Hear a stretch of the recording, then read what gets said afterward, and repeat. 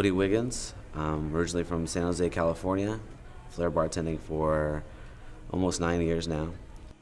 Hi, I'm Mark Beagle. I'm 31 years old. I've been bartending for 5 years and Flair bartending for 1.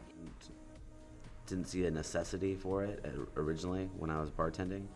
I felt like it'd be better if you're a faster bartender.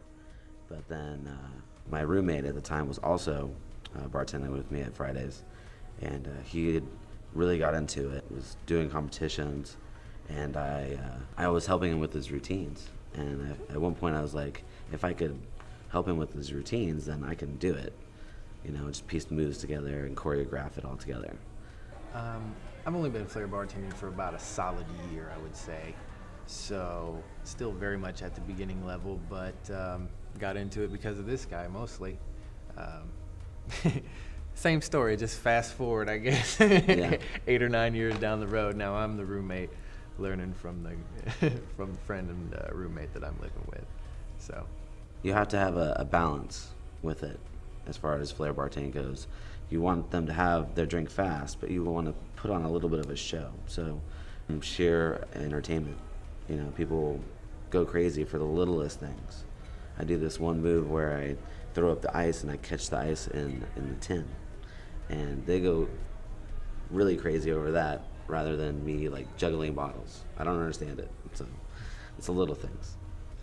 Yeah, I can definitely agree with Woody on that one. It's definitely need a balance behind a good Flair bar, because if people can get something that they can't get at another bar, then they're going to give you a little bit more. They're probably going to come back to see you a little bit more often.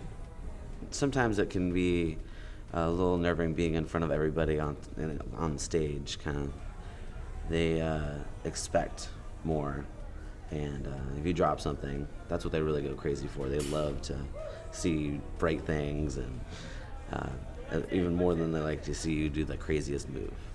All in all, it's more of a team thing. You know, you want to do it with the other bartenders that you work with, and that way it's a lot more fun. It makes your night go by really fast too, the more that you do. I would say the preparation for a competition is a lot more hours involved. I would say we probably practice at least an hour a day. Probably should step that up to 2. But before a competition, I would say as many hours as you can, because it's just that same routine that you're going to do until it's hopefully flawless. My passion personally is actually teaching. I love to teach people how to do it.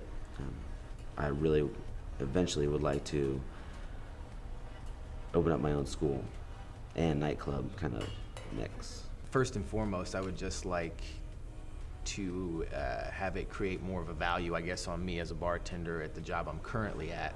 But beyond that, I want to be able to do it effectively so that I can use it to get jobs in the future.